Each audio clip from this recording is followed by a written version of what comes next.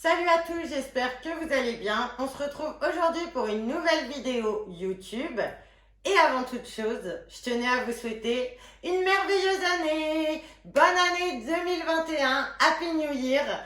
Mes meilleurs vœux, la santé, amour, travail, vraiment. Et puis aussi qu'on puisse revivre notre passion comme on la vivait avant. Qu'on se retrouve à nouveau réunis, les liens sociaux, vraiment, ça manque.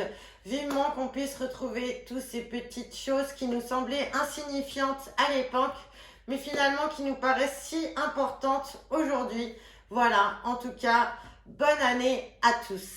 Sur Instagram, je vous avais laissé la possibilité de me poser vos questions et vous avez été nombreux à m'en poser. J'ai fait une sélection de certaines de vos questions auxquelles je vais y répondre dès maintenant. Alors c'est parti. Première question, quand as-tu commencé le nunchaku? Alors, j'ai commencé le nunchaku en septembre 2015, mais en fait, il y a une petite histoire avant tout ça, c'est que j'aurais pu commencer le nunchaku beaucoup plus tôt en réalité. Je vous explique. Il y a 10 ans de ça, j'étais en vacances et voilà, j'étais en vacances et je suis allée dans une armurerie. Dans cette armurerie, il y avait des nunchaku. Et on en a offert un parce que voilà, ça fait un petit moment, enfin ça m'était resté dans la tête. Et quand j'ai vu les nunchaku, je fais ah, il y a des nunchaku, trop bien. Donc le père de ma fille à l'époque m'a offert mon premier nunchaku. Et moi j'avais choisi un nunchaku donc à chaîne. C'était une sorte de, les manches étaient dans une sorte de plastique, voilà. Il était très beau, donc voilà, on l'a acheté. Et sortie du magasin, je suis directement allée dans un petit endroit où il n'y avait pas grand monde pour l'essayer. J'étais toute excitée. Je commence à le faire tourner quelques fois. J'ai tout de suite ressenti vraiment quelque chose de super avec le nunchaku. J'étais hyper contente. Et là, il tombe une fois, deux fois et troisième fois, il se casse. Donc le malheur dans l'histoire, c'est que ce nunchaku était tout neuf et au bout de 10 minutes, même pas, il était déjà cassé. Donc mon histoire avec le nunchaku s'en est arrêtée là, malheureusement. J'ai continué ma vie, voilà. J'ai pas forcément essayé d'en racheter. Donc voilà, nunchaku cassé au bout de 5 à 10 minutes. Enfin, c'était vraiment un temps relativement court. Et après, j'ai continué ma vie et j'en ai pas racheté. Mais ça m'était quand même resté dans un coin de ma tête. Plusieurs années après, je retourne en vacances sur ce même lieu et je retourne dans cette même armurerie. Et là, je rachète un nunchaku. Cette fois-ci, je prends un nunchaku à chaîne avec de la mousse. Et je fais mes vacances et arrivé à la rentrée, je commence à en faire. J'en ai fait 15 jours et là, pareil, au bout de 15 jours, le nunchaku, il se casse. Et là, sans nunchaku. Mais ce coup-ci, voilà, j'étais un peu frustrée. Je me suis dit, oh là là, encore un nunchaku qui se casse aussi vite. Et j'en ai racheté un. Mais la vie a fait que, en fait, je n'ai pas pu en faire. Donc, le nunchaku est resté dans mon placard pendant plus d'un an.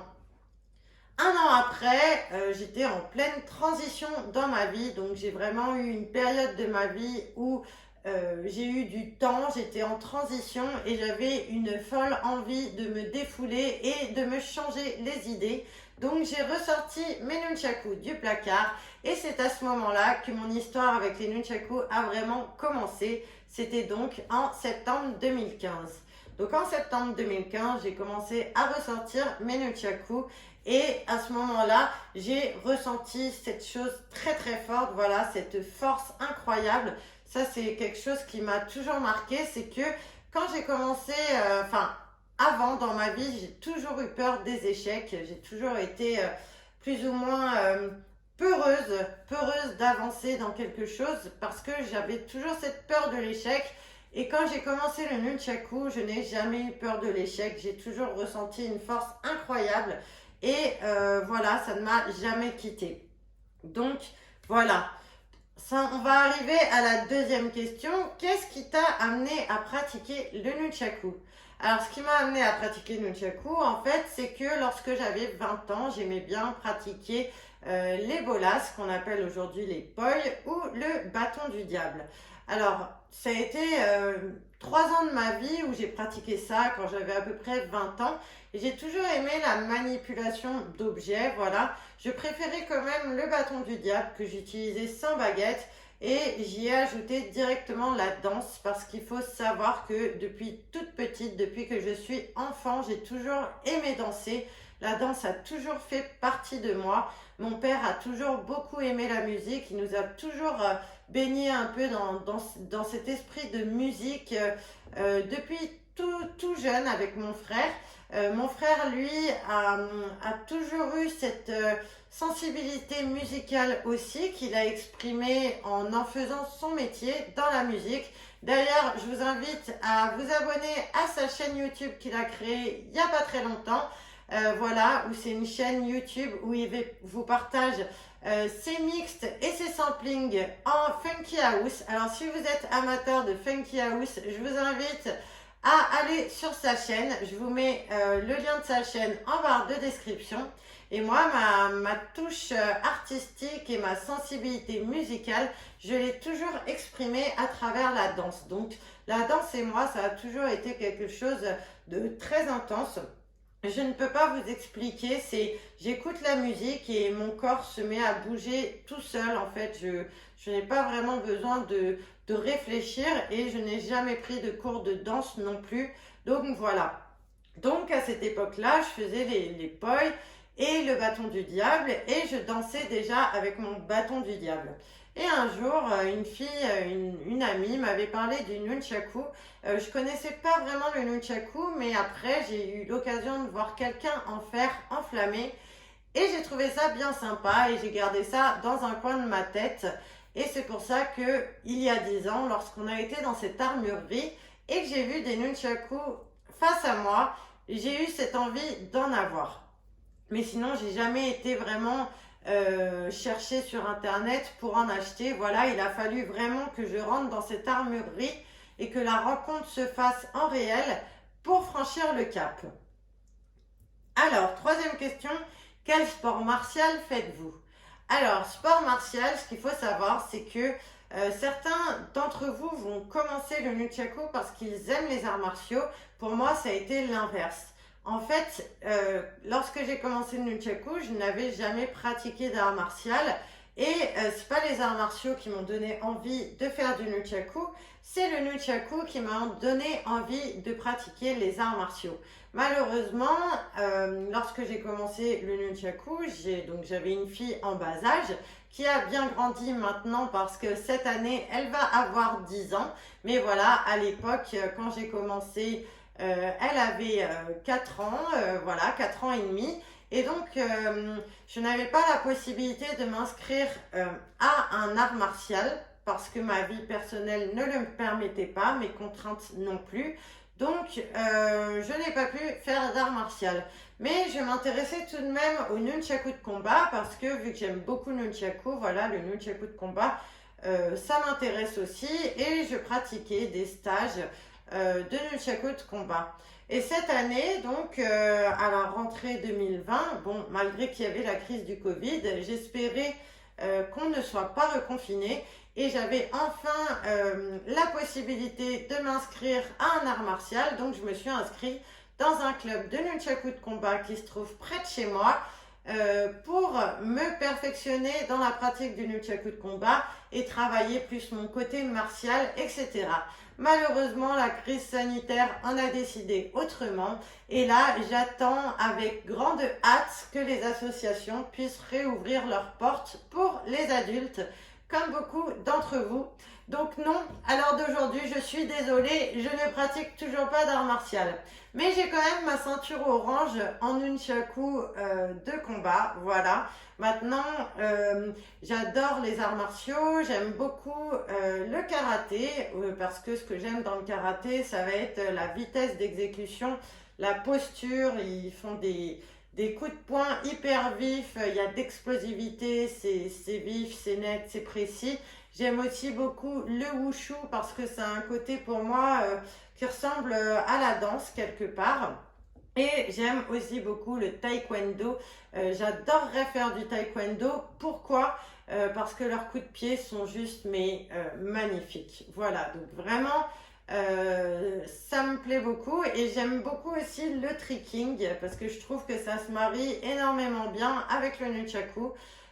Voilà. Après, pour pratiquer une autre discipline, il faut avoir le temps et pour s'inscrire dans un cours, il faut avoir les possibilités et parfois nos contraintes ne nous le permettent pas toujours. Alors, quatrième question, qui t'a appris le nunchaku? Alors, faut savoir que j'ai appris le nunchaku toute seule, c'est-à-dire que je me suis toujours entraînée chez moi.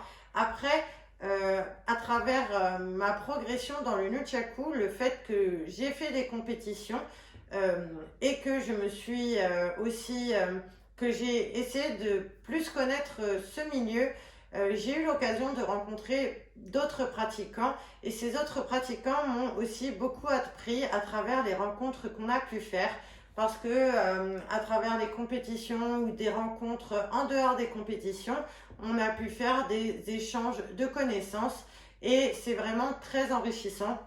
Voilà, je pense qu'on peut apprendre le nunchaku seul, mais on progressera jamais aussi bien que si on a des personnes expérimentées qui vont nous montrer des mouvements, qui vont nous expliquer ces mouvements. Pourquoi? Parce que si vous cherchez sur Internet à imiter les gestes de l'autre, vous allez pouvoir réussir à en faire certains, mais il y en aura d'autres qui seront beaucoup plus complexes à réaliser parce qu'en vidéo, on ne voit pas toujours bien. La vitesse d'exécution des fois est trop rapide, donc c'est difficile de voir comment la personne a exécuté la technique. Et c'est pour ça qu'il n'y a rien de mieux que d'apprendre auprès de quelqu'un expérimenté. Donc voilà. Donc pour moi, mon apprentissage a été un mix de ce que j'ai pu apprendre seule et de ce que d'autres personnes ont pu me montrer à travers certaines rencontres. Voilà, et ça a été ce mélange qui a fait que j'ai ce niveau aujourd'hui. Voilà. Combien de temps pratiques-tu par jour? Alors, quand j'ai commencé le nunchaku, en fait, je pratiquais énormément au début. C'est-à-dire que, on va dire, les 2 premières années, je pratiquais entre 10 et 15 heures par semaine, parfois plus. J'avais beaucoup plus de temps à consacrer aussi, il faut dire, parce que forcément, une discipline sportive, ça dépend aussi du temps que vous avez à consacrer, du travail que vous allez avoir, des contraintes que vous allez avoir. À cette période-là, quand j'ai commencé, j'avais moins de contraintes. J'avais une fille en bas âge, certes, mais j'avais moins de contraintes. Et après, j'ai eu beaucoup plus de contraintes. Mon activité professionnelle a été beaucoup plus intense. Je travaillais beaucoup plus. J'avais moins de temps. Et aussi, il faut dire, c'est un point très important que voilà, au bout de 2 ans de pratique, je me suis retrouvée aussi un peu, j'ai eu le sentiment, voilà, j'ai voulu faire vraiment un programme de renforcement musculaire pour vraiment améliorer ma condition physique parce que j'avais bien progressé au niveau du nunchaku, mais je me suis retrouvée bloquée par ma condition physique parce que voilà, j'estime que pour faire du nunchaku et progresser, il faut avoir un bon niveau physique parce que si votre condition physique n'est pas bonne, il y a un moment où ça va vous bloquer. Et c'est ce que j'ai constaté pour moi, c'est-à-dire qu'au bout de 2 ans de pratique, j'avais progressé au niveau technique, j'avais un bagage de technique, j'avais certaines choses, mais au niveau corporel, voilà, j'avais pas assez d'endurance, j'avais pas assez d'explosivité, il me manquait certaines choses.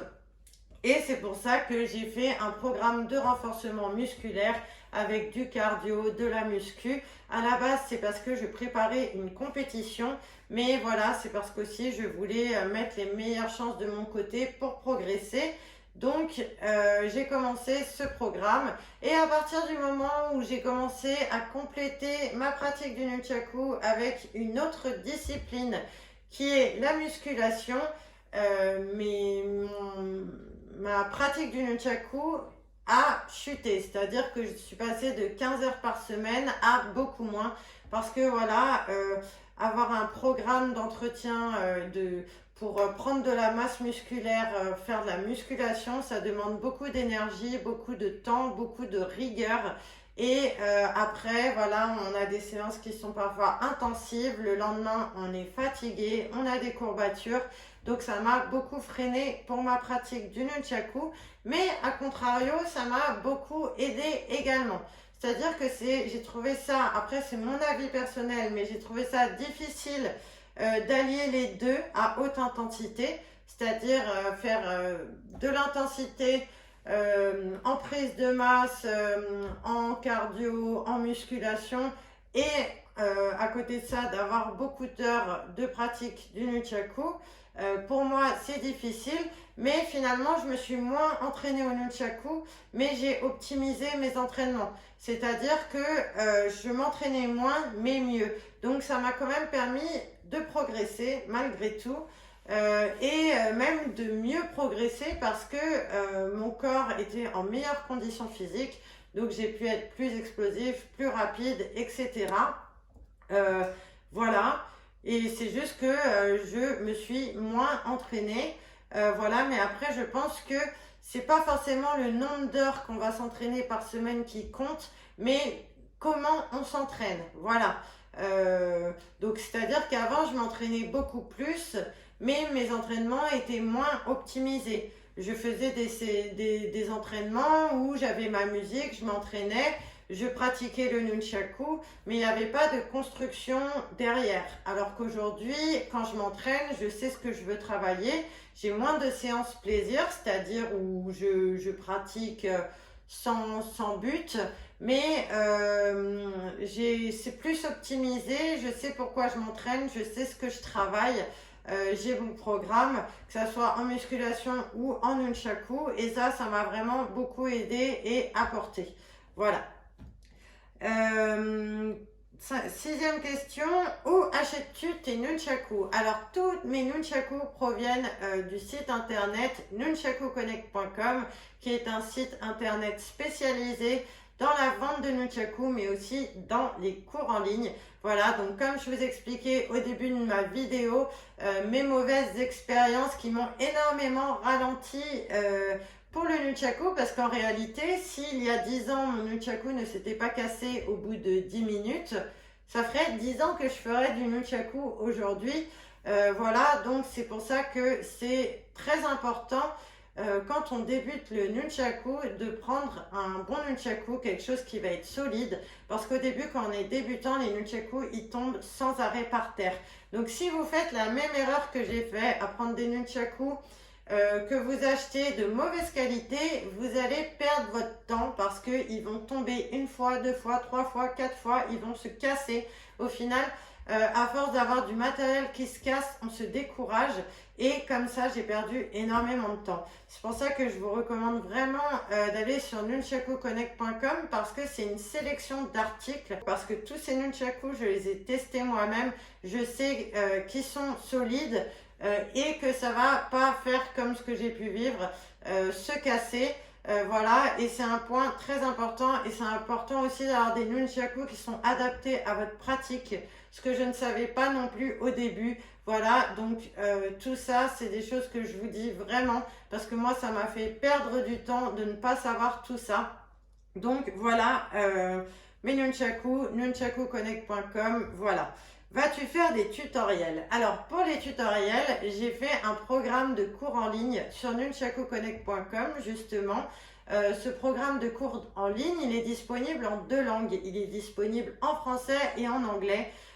Voilà, alors pourquoi? Parce que il y a beaucoup de personnes qui ne parlent pas français, qui me suivent et qui me demandaient justement de faire des tutoriels. Et moi, j'avais vraiment ce désir de pouvoir les faire en apportant ma vision du nunchaku, en faisant un programme où je vous fais part finalement de toute mon expérience de ces 5 années où je me suis entraînée, de tout ce que j'ai pu remarquer. Et c'était important de faire les choses bien. Voilà. Donc certaines personnes m'ont dit oui, mais c'est pas gratuit. Oui, je suis désolée, c'est pas gratuit, mais c'est très difficile de faire tout un programme d'entraînement de qualité gratuitement. C'est même impossible. Pourquoi? Parce que c'est énormément de travail. Il y a tout le travail de réfléchir au programme, de tout mettre en mots, c'est-à-dire vraiment comprendre les mouvements, trouver une méthode pour vous les expliquer du mieux possible. Le tournage, la traduction, l'hébergement sur le site, voilà, tout ça, c'est des choses c'est beaucoup d'investissement, beaucoup de temps, beaucoup de réflexion et c'est un investissement financier également. C'est pour ça que je suis désolée, je ne pouvais pas vous apporter un programme de qualité qui soit gratuit parce que si j'avais fait ça de manière gratuite sur YouTube, je n'aurais pas pu apporter toute ma vision, je n'aurais pas pu faire un programme aussi détaillé. J'ai fait ce choix de vous apporter le meilleur de ce que je pouvais, mais forcément pas gratuit, j'en suis désolée, mais on a vraiment tenu à vous proposer ça à un prix le plus intéressant pour vous parce que c'était vraiment un point très important pour moi que ça soit accessible pour chacun d'entre vous. Voilà, je voulais pas que ça soit quelque chose qui soit inaccessible parce que mon souhait le plus cher, mon vœu le plus cher depuis le début que j'ai commencé le nunchaku et la raison pour laquelle je me suis toujours exposée sur les réseaux, c'est que lorsque j'ai commencé le nunchaku, j'ai jamais compris pourquoi c'était une discipline qui était si peu connue en France alors que j'estime qu'elle a un potentiel énorme. Voilà, ça travaille, ça développe vraiment des choses qui peuvent vous aider au quotidien.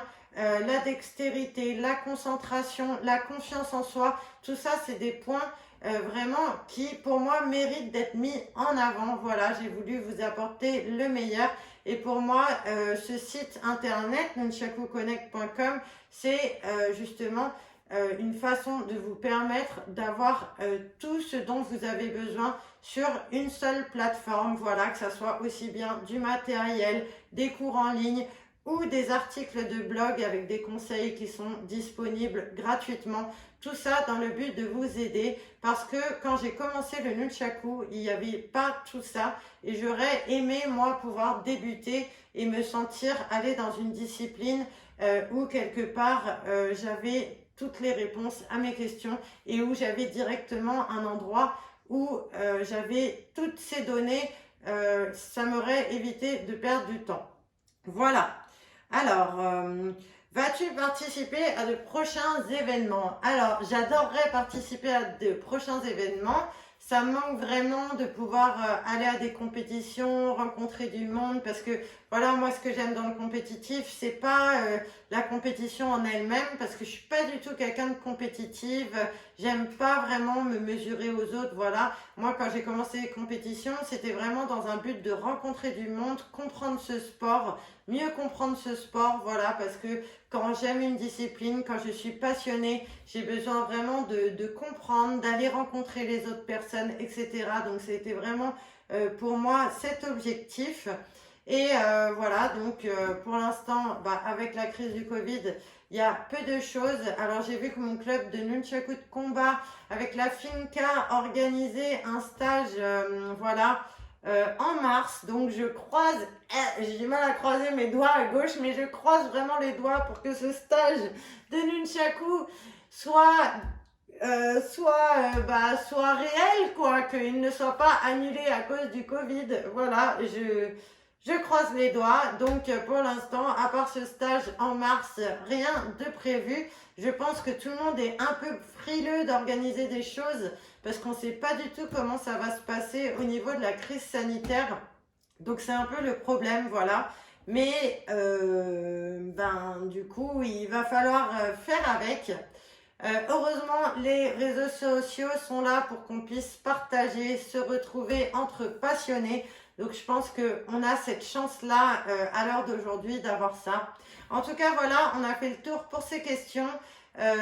Voilà, n'hésitez pas, si vous avez des questions, dites-les moi en commentaire et je me ferai un plaisir de vous y répondre. Sinon, si vous avez aimé cette vidéo, mettez-moi un pouce bleu, n'hésitez pas ou abonnez-vous. Et voilà, et je vous dis à très bientôt les amis et entraînez-vous bien et ciao!